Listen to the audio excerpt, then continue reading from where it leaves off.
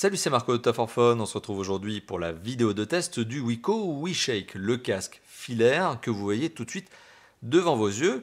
Un casque donc de la marque Wiko, une marque ultra connue désormais, qui a vendu plus de 10 millions de smartphones en 2016, marque numéro 2 en termes de vente de smartphones en France, et qui depuis quelques années déjà commercialise des accessoires. Alors ils se sont lancés d'abord par les coques et les étuis pour leur propre modèle, c'est un petit peu logique, et puis au fur et à mesure, notamment au courant de l'année 2016, ils ont commercialisé d'autres accessoires, des enceintes Bluetooth, des batteries externes et des casques. Et alors au sein de la gamme Wiko WeShake, puisque c'est une gamme, on retrouve 4 modèles différents. On retrouve les Wiko WeShake casques filaires que vous voyez tout de suite devant vos yeux. On retrouve également le casque sans fil. On retrouve des écouteurs sans fil et des écouteurs avec fil. Donc il y a 4 modèles différents d'appareils, d'accessoires audio chez Wiko, hormis l'enceinte Bluetooth que je vous ai cité il y a quelques instants et que je testerai peut-être pour vous prochainement. Le casque que vous voyez ici, le Wiko WeShake, est un casque vendu au prix maximum conseillé de 29,90 € et en fonction des promotions, on arrive à le retrouver moins cher. C'est d'ailleurs mon cas, c'est aussi ce qui m'a motivé à vous le présenter, puisque j'ai retrouvé ce casque à un tarif très agressif en grande surface, là où il est vendu de manière tout à fait classique. Le Wiko WeShake que vous voyez devant vos yeux, eh bien, il est décliné en 2 coloris. Donc je mettrai d'ailleurs probablement une petite incrustation ici. Alors il est décliné en gris vert, le vert Blin, très corporé, très connu chez Wiko, un vert donc très connu chez Wiko qui est leur couleur phare.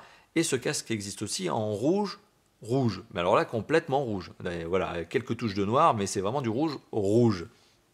Voilà, donc à vous de savoir un petit peu le style que vous voulez adopter, hein, soit ce gris vert que moi, personnellement je trouve plus sympa parce que ça correspond aussi un petit peu à l'ambiance Wiko, soit le rouge, alors là qui pour le coup est très agressif en termes de coloris, c'est du rouge Ferrari, c'est du rouge pompier. Bon, donc on a parlé des coloris, mais ce n'est pas la seule chose qu'on va se dire, puisque ce casque, forcément, il a un design, mais il a aussi ce que l'on appellera une ergonomie, c'est-à-dire cette notion de confort quand on le porte. Alors, il y a tout un tas de bonnes notes sur ce casque. Il y a aussi quelques concessions. Je le rappelle, on est sur un casque qui vaut moins de 30 €. On ne peut pas lui demander d'être aussi bon que des casques qui sont vendus 3, 4, voire même 10 fois plus, des casques de très grandes marques, très connus, des audiophiles. Ici, on est sur un casque à 30 €, donc il y a quelques concessions à faire, mais elles sont minimes. Donc c'est un casque qui reste globalement une très bonne affaire pour son prix. Mais alors, on va déjà détailler un petit peu le casque, on va reparler de son ergonomie avant d'arriver encore une fois de plus à la conclusion, mais je viens de vous le détailler, je viens de vous donner une idée de la conclusion. Alors le casque possède un arceau. Bon, ça c'est une bonne idée puisque c'est un casque. Alors sur l'arceau, on remarquera une première chose, c'est cette souplesse. Souplesse relative, parce que ce n'est pas du chewing-gum non plus, mais souplesse qui a l'avantage justement d'éviter de vous donner ce sentiment d'être la tête dans un étau quand vous portez le casque. Parce qu'en fait, il serre moins fort. C'est lié à cette souplesse. Ça, c'est déjà une bonne première note. Deuxième note, c'est que forcément, comme il est un peu plus souple, eh bien, il vous permettra d'être mieux placé sur votre tête, même si vous avez une grosse tête ou une petite tête. Donc déjà, ça, c'est un autre bon point. Alors, ça, c'était l'arceau. L'arceau, on remarquera qu'il y a un deuxième aspect sur cet arceau, hormis cette souplesse, c'est ce revêtement. Alors, il a l'air cousu, c'est une sorte de gomme, simili-cuir si vous voulez, mais ça donne un sentiment très caoutchouté et qui présente la particularité d'être doux au toucher, donc ça c'est déjà agréable, mais aussi d'être molletonné, ce qui fait que lorsque vous portez le casque, non seulement vous n'avez pas l'impression d'être dans un étau parce qu'il y a une certaine souplesse, mais aussi parce que la mousse ici sur le haut va absorber le poids du casque sur votre tête. D'ailleurs, un poids qui reste tout à fait correct, puisqu'on est sur un casque qui pèse 145 grammes. Donc c'est pas lourd, 145 grammes pour un casque supra-oral sur détail sur lequel je vais revenir d'ici quelques instants, c'est tout à fait normal, c'est rien d'étonnant là-dessus. Alors au niveau du design, on remarquera aussi une autre note, c'est-à-dire que Wiko a décidé de faire un petit peu de logo. Vous voyez, donc on a le logo Wiko qui est en textile, qui a l'air cousu justement dans cette mousse qui recouvre l'arceau. Donc ça, c'est une petite note de style supplémentaire. Au cas où vous avez envie d'être fier de montrer que vous avez un casque Wiko, sachez que Wiko a fait l'effort pour vous de mettre le logo comme il se doit. Donc on a parlé de l'armature, il y a quand même un autre point aussi au niveau du casque qui est intéressant, c'est ça. C'est que le casque, il est pliable. Alors, il est pliable et en plus, il est bien pliable. Bon, parce que vous pouvez plier les 2 écouteurs. Alors, je compte même plus le nombre de fois où je vais dire plier et où je viens de le dire. Mais c'est que le câble en lui-même, notamment, et ça, c'est très connu de ce type de format, eh bien, le câble va vous servir à serrer le casque. Et donc, c'est encore plus facile au niveau du transport. Ça le rend plus compact. Et le câble, justement, sur lequel je vais revenir d'ici quelques instants, permet de bien tenir le casque en position fermée, pliée. Autre bonne note, donc autre troisième bonne note, c'est le fait que vous pouvez régler en hauteur, et ça c'est quand même un indispensable, mais bon, certains casques oublient ce genre de détails quand ils sont en entrée de gamme, eh bien on a cette possibilité notamment de régler les deux écouteurs, voilà, donc les deux écouteurs, et c'est-à-dire la position haute des deux écouteurs. Alors par contre, particularité, vous n'avez pas de réglage en termes de largeur, alors je ne sais pas si on peut vraiment dire largeur, mais sur l'aspect gauche-droite, vous ne pouvez pas les régler, vous pouvez juste les régler en hauteur. Bon. Après, je le rappelle, on est sur un casque qui vaut 30 euros, on ne peut pas non plus lui demander tous les réglages possibles. Mais encore une fois de plus, comme on a un peu de souplesse au niveau de l'arceau, eh bien ça permet de gérer un petit peu mieux cet aspect-là. Alors on a aussi de la petite note de style, puisqu'on remarquera une petite plaque métallique à l'intérieur du casque, mais bon, ça ne rajoute pas grand-chose. Et on remarquera aussi la position, la petite lettre ici.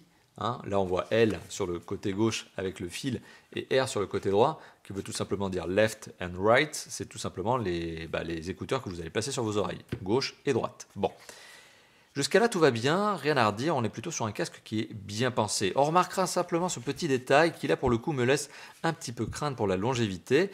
Quoique dans une certaine mesure, on remarquera que le fil qui est ici, qui est en fait le fil qui permet de conduire le son du haut-parleur gauche, relié en filaire, justement à votre haut-parleur droit. Vous voyez, donc il y a ce fil-là qui passe tout au long de l'arceau, et ce fil, justement, eh bien, lorsque vous achetez le casque, d'ailleurs, pour information, il est comme ça. Et alors, heureusement que c'est du textile, parce que si c'était justement uniquement du caoutchouc, ça, à force, ça pourrait casser. Donc on a quand même une bonne note, c'est qu'on est sur du textile. D'ailleurs, ce fameux textile que l'on retrouve également sur le câble principal qui est doté du jack 3.5, sur lequel je vais revenir d'ici quelques instants. Donc, autre bonne note, c'est que ici, heureusement que c'est du textile, sinon ce câble peut casser. Et je vous le dis d'expérience, parce que sur d'autres concurrents, quand ce câble est en caoutchouc, eh bien ça casse. Au bout d'un moment, à force de faire ça ou à force de faire ça, eh bien le câble, lui, il ne tient pas le coup. Donc, autre bonne note. Bon, les écouteurs en eux-mêmes présentent un design qui est tout à fait sympathique, mais tout à fait aussi classique. Voilà, il n'y a pas de marquage supplémentaire sur l'arceau ou sur les écouteurs. Alors, au niveau du câble, alors, on remarquera encore une note supplémentaire. Ça, c'est pour la longévité, hein. Je vous le dis, j'insiste sur les petits détails, mais c'est comme ça qu'on reconnaît une marque qui a bien fait son travail. Au niveau justement du câble qui permet de relier donc, tout simplement un périphérique, un appareil à votre casque, vous remarquerez ici qu'il y a un petit, on va dire, téton supplémentaire, un petit téton supplémentaire dans lequel justement on retrouve le câble. Et alors, ça présente un avantage, puisque si le câble était en fait uniquement relié à la base de l'écouteur, ce genre de manipulation pourrait casser le câble.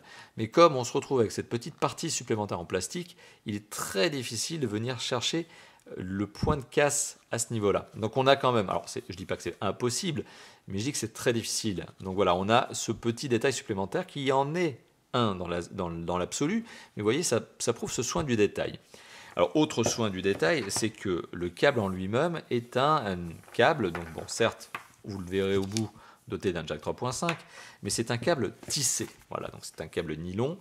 Donc la gaine en fait extérieure est en nylon et permet à ce câble, 1, d'éviter de trop s'entortiller et 2, d'éviter de casser. Ça évite justement de casser, contrairement à d'autres câbles qui, eux, sont, encore une fois de plus, en caoutchouc, et à force de faire ça, le câble il casse. Et ça rend inexploitable vos écouteurs. Alors on se retrouve aussi avec une belle longueur de câble, 1,20 m. C'est largement suffisant et c'est d'ailleurs dans les standards.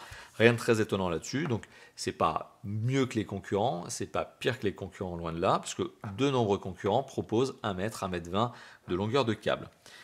Au niveau du câble, on remarquera la présence d'un autre truc, une petite chose sympathique, c'est qu'ici on a une entrée micro et ici un bouton raccrocher-décrocher. Donc oui, vous pouvez utiliser le Wico WeShake en tant que kit piéton.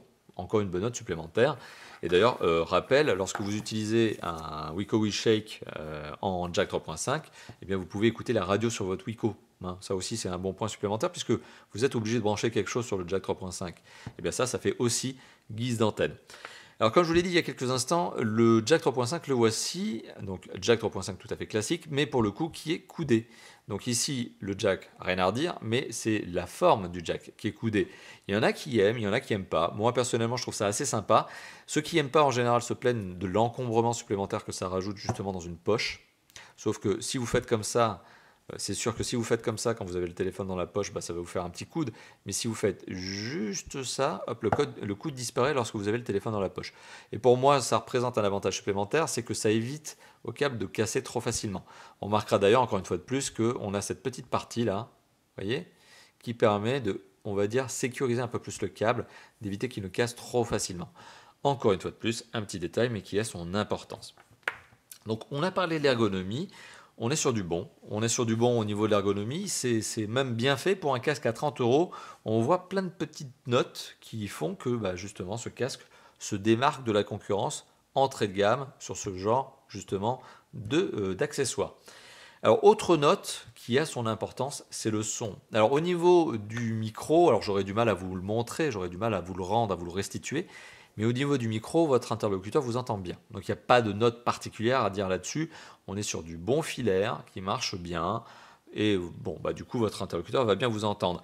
Il n'y a qu'une entrée micro, il n'y en a pas deux. Donc, la particularité, c'est que si vous êtes dans un milieu bruyant, votre interlocuteur, justement, il va tout entendre, dans le sens où vous n'avez pas de deuxième entrée micro pour atténuer le bruit extérieur par rapport à votre voix. Mais bon, ça, encore une fois de plus, c'est très classique sur ce genre de casque, où le kit piéton, en tout cas l'usage kit piéton, est très marginal, c'est très rare. Alors par contre, ce qu'il faut indiquer, et ce sur quoi il faut insister, et là aussi je mettrai une petite incrustation en bas, c'est la qualité du son et la puissance du son. Alors je vais commencer tout de suite par la puissance du son. Le constructeur, donc Wico, revendique un casque qui va jusqu'à 100 décibels, à peu près 100 décibels, 102 même à 3 décibels près en fonction du casque. Donc en fonction du casque, c'est en fonction de l'exemplaire même que vous avez. Pour ma part, j'ai trouvé sur ce casque, en mettant le son à fond sur mon ordinateur par exemple, eh bien j'ai trouvé jusqu'à 85-86 décibels. Donc ça a été le max auquel j'ai pu aller. Alors que d'autres concurrents, mais qui sont encore une fois de plus chers, 3, 4, 10 fois plus chers, m'ont offert des 90 décibels et même plus. Donc on sent ici un petit niveau de puissance inférieur, très légèrement inférieur à ce que peut procurer d'autres casques. Maintenant, je vous rassure, 85 décibels, quand vous mettez le son à fond, donc 85 décibels, quand vous les avez sur les oreilles, c'est puissant. Ça vous casse les oreilles, 85 décibels collés sur les oreilles. Donc d'un autre côté, je ne suis pas certain qu'on ait vraiment envie de mettre le son à fond. À 85, c'est même pas supportable, c'est pas agréable. Bon, ça c'était une petite particularité de ce casque. Donc en termes de puissance de son, on ne peut pas vraiment faire de critique parce que 85 décibels, ça suffit largement. Ça suffit largement à se faire mal aux oreilles. Bon, par contre, au niveau de la qualité sonore. Alors, au niveau de la qualité sonore, c'est là où on ressent cette différence par rapport à des casques, comme je vous le disais, qui sont 3, 4, 10 fois plus chers. Là, on est sur un casque qui présente un son qui est très homogène. Alors, pour un coup, ça peut plaire à certains, et pour un autre coup, d'un autre côté, ça peut déplaire, dans le sens où ici, on est sur un casque qui ne privilégie absolument rien, ni aigu, ni moyen, ni grave, ni basse. On a un sentiment de très lisse au niveau du son, c'est-à-dire qu'il n'y a pas de pic, quoi. Et donc les basses sont quasiment inexistantes, sont très très faibles, et les aigus moyens et graves sont très linéaires. Dans le sens donc, on a ici un son plutôt flat, qui ne privilégie rien, donc qui pour le coup ne va pas optimiser votre écoute. Et ça m'amène à vous dire une chose, c'est que généralement quand on a des casques qui sont comme celui-ci, le Wico WeShake, dotés d'un profil audio très plat, la seule chose que vous êtes en mesure de faire, c'est en fait d'utiliser des équaliseurs sur votre smartphone par exemple, et de régler sur votre smartphone les différents niveaux, notamment aigu, moyen, grave et basse, pour en revenir à ce sujet. Donc du coup, c'est pas le casque lui-même qui privilégie un profil à un autre, c'est plutôt vous, dans vos propres réglages sur votre propre mobile, que vous allez pouvoir gérer justement la présence ou non, l'atténuation ou non, de basse, d'aigus, de moyens et de graves. Mais ce qui ressort vraiment ici, c'est plutôt cette atténuation assez forte des basses, et donc il va falloir gérer avec un équaliseur. Pour moi, c'est pas un point négatif dans le sens où finalement ça vous laisse plus de liberté, contrairement à certains casques qui, comme par exemple je vais les citer, les Beats, qui sont extrêmement portés sur les graves et les basses, peuvent même donner un son qui est très, très dérangeant. Par exemple, moi, c'est à titre personnel, je ne suis absolument pas fan des Beats, parce que je trouve qu'ils perturbent le son, dans le sens où ils vous forcent sur un profil audio qui n'est pas celui du titre musical à la base. Donc bon, pour le coup, quand vous avez un son qui est déformé par le casque, vous n'avez pas grand-chose à faire pour le récupérer. Quand vous avez un son qui est neutre par le casque, là c'est à vous de vous amuser avec un équaliseur. Donc bon, finalement c'est pas pour moi un point négatif, c'est même presque un point positif. Voilà. Donc on a fait le tour du casque, on a parlé de l'ergonomie, on a parlé de la qualité audio, on a parlé notamment de cette petite particularité supplémentaire, c'est que oui, c'est bien un kit piéton. Et qu'est-ce que j'ai d'autre à vous dire ? Pas grand-chose, si ce n'est que vous l'avez bien compris, je vous l'ai même dit en début de vidéo, c'est un casque que je peux vous recommander pour son prix. Alors on n'est pas sur l'achat coup de cœur, on n'est pas sur l'achat passion, on est sur un casque petit prix. Donc c'est un casque opportunité, c'est le genre de casque que vous allez acheter tout simplement en vous rendant dans le supermarché. Vous avez un besoin, vous avez envie d'acheter un casque, il y en a 10 devant vous, vous ne savez pas lequel prendre. Ben voilà, ce Wiko WeShake, il vous donnera satisfaction parce que pour un prix bas, il est homogène, il est correct, il est très agréable à porter. Voilà, c'est un bon achat pour son prix. C'est pas un achat, vraiment, c'est pas un achat coup de cœur, mais c'est un achat qui fait bien son travail. Voilà, c'est plutôt ça, c'est un achat d'opportunité et c'est un achat de raison. Mais voilà, c'est un achat qui ne vous donnera pas d'insatisfaction majeure au regard de son prix. Voilà, surtout qu'en plus, il y a des promotions régulières. Voilà. Donc vous m'avez compris, sur ce casque, mon avis est plutôt positif, mon avis est même positif et je vous le recommande. Et du coup, je n'ai pas grand chose d'autre à ajouter, si ce n'est merci d'avoir vu cette vidéo. Alors vous avez vu cette vidéo, on est en train d'arriver à la fin, donc merci d'avoir tenu aussi longtemps. Maintenant je vous engage tout simplement à me faire plaisir. Alors vous savez, chez Tough for Phone, on vous fait des tests, on vous fait des vidéos pour justement vous apporter de l'information et vous aider à votre choix. Et bien maintenant c'est à vous justement que je vous demande de nous faire plaisir. Faites-nous plaisir, faites-moi plaisir, lâchez-vous dans la zone de commentaires, dites-moi ce que vous pensez de ce casque et de mon test. N'hésitez pas aussi à lâcher le petit pouce bleu qui fait bien plaisir si cette vidéo vous a plu et à vous abonner à notre chaîne YouTube. Et moi, j'ai plus rien d'autre à dire. Voilà, j'ai tout dit. Encore une fois de plus, je me répète, merci. Et à très bientôt pour d'autres tests, d'autres interviews, d'autres présentations, d'autres déballages, etc., etc. Comme d'habitude chez Tough for Phone. Allez, à bientôt. Ciao, ciao.